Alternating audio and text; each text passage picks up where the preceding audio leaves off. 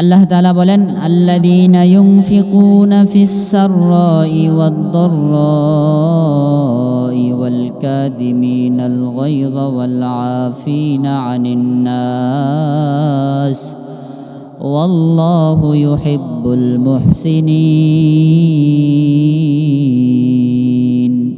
আল্লাহ তাআলা বলেন, যারা সুখের সময় দান করেছে, দুঃখের সময় দান করেছে এবং একে অপরকে ক্ষমা করে দিয়েছে, একে অপরকে ক্ষমা করে দিয়েছে আর নিজেদের রাগের সময় নিজেদেরকে কন্ট্রোল করেছে, নিশ্চয়ই এরা মুহসিন বান্দা। আর আমি আল্লাহ মুহসিন যারা হয় এদেরকে ভালোবাসি। এজন্য আমাকে আপনাকে আল্লাহ তাআলার রাস্তায় দান সদাকা করতে হবে। মুসলিম উম্মাহ নামাজ পড়তে রাজি আছে, রোজা রাখতে রাজি আছে, মুসলিম উম্মাহ পর্দা করতে রাজি আছে, সমস্ত নেক আমলগুলো সে করতে পারে, কিন্তু দান সদাকার ব্যাপারে খুবই শক্ত হয়ে যায়। অথচ আল্লাহ তাআলা আপনার আমার কল্যাণ রেখেছেন দান এবং সদাকার মধ্যে। আল্লাহ তাআলা হুকুম করে দিয়েছেন যে তুমি তোমার সুখের সময় দান করবে, দুঃখের সময় দান করবে, প্রকাশ্যে দান করবে, গোপনে দান করবে। তুমি মানুষকে রাগের সময় মাফ করে দিবে, তুমি একে অপরকে ক্ষমা করে দিবে, নিজের যখন রাগ আসবে তখন তুমি নিজেকে কন্ট্রোল করবে। আর এই সমস্ত কাজগুলো যারা করবে এরা মুহসিন হবে। তাহলে আপনাকে আমাকে দান সদাকা করতে হবে। দান সদাকার ব্যাপারে আল্লাহ রাসূল সাল্লাল্লাহু আলাইহি ওয়াসাল্লাম অসংখ্য হাদিসের মধ্যে গুরুত্ব বলে দিয়েছেন। এজন্য দান করা, যদি অল্প থাকে আপনি অল্প দান করবেন, আপনার কাছে যত সামর্থ্য আছে সামর্থ্য অনুযায়ী দান করবেন। 5 টাকা আছে তো 2 টাকা দান করে দেন, 10 টাকা আছে তো 5 টাকা দান করে দেন। এভাবে যদি আপনি দান সদাকা করতে পারেন তো আল্লাহ তাআলা আপনাকে কল্যাণ দান করবে।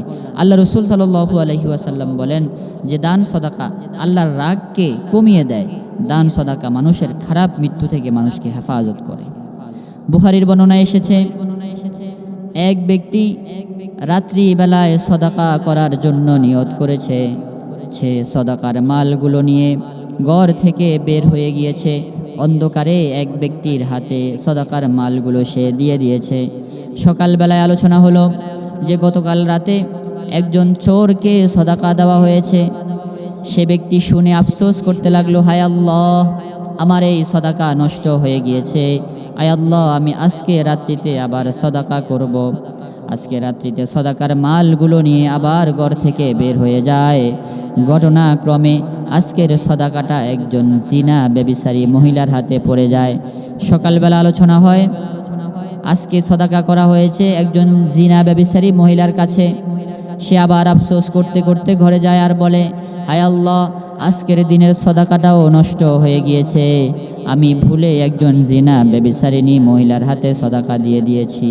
তৃতীয় দিন আবার নিয়ত করেছে, আমি আজকেও আল্লাহর রাস্তায় সদাকা করব। সে সদাকার মাল নিয়ে বের হয়ে যায়। রাস্তা দিয়ে হাঁটতে হাঁটতে একজন সম্পদশালী লোকের হাতে সদাকার মাল দিয়ে দেয়। সকালবেলায় আলোচনা হলো যে আজকে সদাকা করা হয়েছে সম্পদশালী টাকাওয়ালা মানুষকে সদাকা করা হয়েছে। এভাবে এই কথা যখন আলোচনা হয়,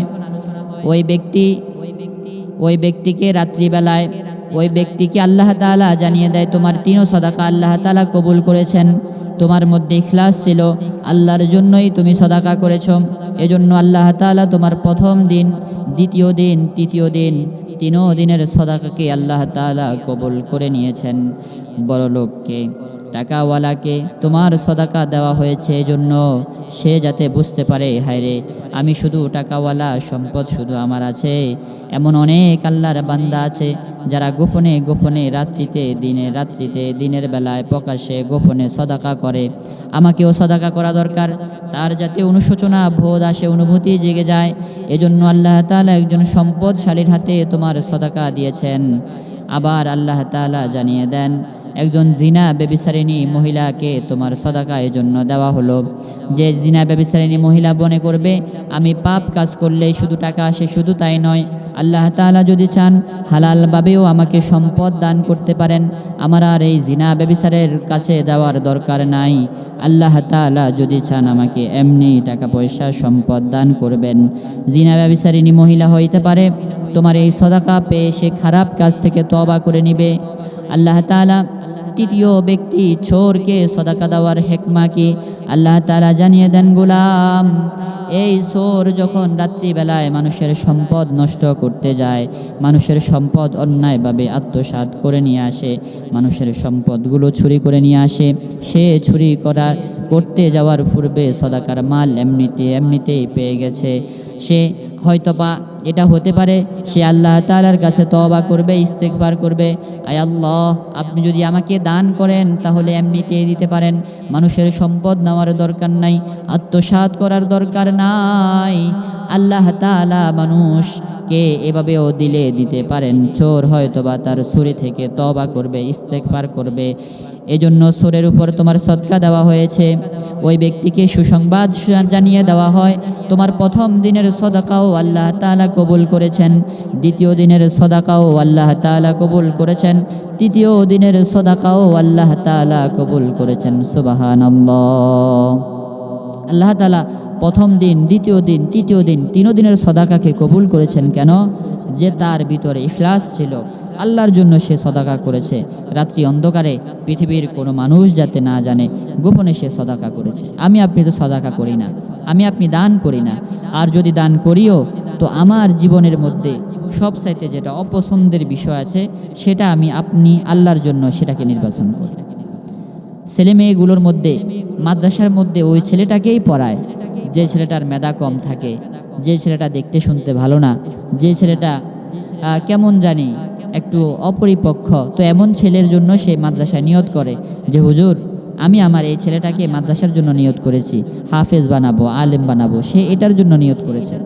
আর যেটা দেখেছে যে মেধা ভালো, তো এটার জন্য সে নির্বাচন করে যে আমার ছেলেটাকে আমি ডাক্তার বানাবো, আমার ছেলেটাকে আমি ইঞ্জিনিয়ার বানাবো, আমার ছেলেটাকে আমি ব্যারিস্টার বানাবো। এটা হলো মানুষের নিয়ত।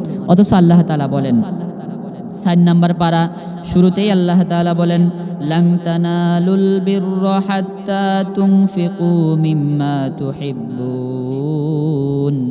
আল্লাহ তাআলা জানিয়ে দেন ততক্ষণ পর্যন্ত তোমরা পরিপূর্ণ নেকের মধ্যে পৌঁছতে পারবে না যতক্ষণ পর্যন্ত তোমার পছন্দের বস্তুটাকে আল্লাহর জন্য খরচ না করবে। সুবহানাল্লাহ।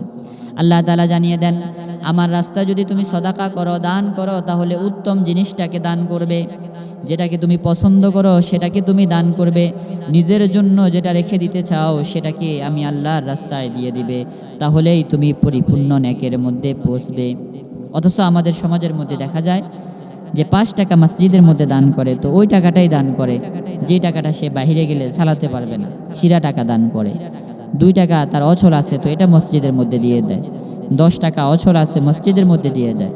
এজন্য মসজিদের দান বক্সগুলো যখন খোলা হয় তখন দেখা যায় যে আল্লাহর অনেক গোলামগুলো এমন আছে যে যারা ছিঁড়া টাকাগুলো মসজিদে দিয়ে গিয়েছে, 100 টাকার নোট, এমন অবস্থা এটা কখনোই সে চালাতে পারবে না। তো আল্লাহর সাথে সে ধোঁকাবাজি করতেছে, আল্লাহর নাফরমানি করতেছে, আল্লাহর সাথে ধোঁকা দেয়, আল্লাহ তাআলাকে ধোঁকা দিতে চায়, অথচ সে নিজেই ধোঁকা খায়। এরকম অনেক গোলামরা আছে যারা নেককার, দিনদার, ফরহেজগার, তো পকেট থেকে একদম নতুন টাকাটা সে আল্লাহর রাস্তায় দান করে। এগুলো হলো আপনার দানের উপর, আপনার দিলের হালাতের উপর, আপনি আল্লাহর জন্য কোন কাজটা করতেছেন। আল্লাহ তাআলা এটা চায়। আল্লাহর গোলাম আল্লাহর জন্য কি কাজটা করে, যে আমি কি আল্লাহর জন্য করতেছি নাকি মানুষের জন্য করতেছি। বুখারীর বর্ণনায় এসেছে আল্লাহ তাআলা কিয়ামতের দিন একদল দানবীরদেরকে ডাক দিবেন, ডাক দিয়ে বলবেন যাও তুমি আমার জাহান্নামের মধ্যে চলে যাও। সে আল্লাহ তাআলাকে বলবে আল্লাহ পৃথিবীর জীবনে আমি আপনার রাস্তায় অনেক দান করেছি, আজকে আমার পায়সালা জাহান্নামে কেন? আল্লাহ তাআলা বলে গোলাম তুমি পৃথিবীর জীবনে দান করেছো, সদাকা করেছো, মানুষ তোমাকে দানবীর বলবে, মানুষ তোমাকে দয়াশীল বলবে, মানুষ তোমাকে তোমার প্রশংসা করবে। যাও যাও যাও আমার জাহান্নামের মধ্যে তুমি চলে যাও। দুনিয়ার মধ্যে মানুষদেরকে দেখানোর জন্য দান করেছো, মানুষগুলো তোমাকে দানবীর বলে ফেলেছে, মানুষগুলো তোমাকে বাহবা দিয়ে দিয়েছে, তোমার দানের বাহবা দুনিয়ার মধ্যে পেয়ে গিয়েছো। আজকে আমি আল্লাহর কাছে তোমার আর কোনো অংশ নাই, তোমার এই দানগুলো আমি আল্লাহর কাছে গ্রহণযোগ্য হয় নাই, এজন্য তোমার ফায়সালা আমার নিকৃষ্টতম জাহান্নামের মধ্যে। যাও যাও তুমি জাহান্নামের মধ্যে চলে যাও। আল্লাহর ফেরেশতাগুলো এই নাফরমানকে ধরে আল্লাহর জাহান্নামের মধ্যে নিক্ষেপ করবে। নাউজুবিল্লাহ। এজন্য আপনাকে আমাকে যেই কাজই করি আমি আপনি, একমাত্র শুধুমাত্র ইখলাসের সাথে আল্লাহর জন্য করব। আমার নামাজ হবে আল্লাহর জন্য, আমার রোজাগুলো হবে আল্লাহর জন্য, আমার দান সদাকা হবে আল্লাহর জন্য, আমার পৃথিবীর মধ্যে যত কাজ আছে সবগুলো হবে আমার আল্লাহর জন্য।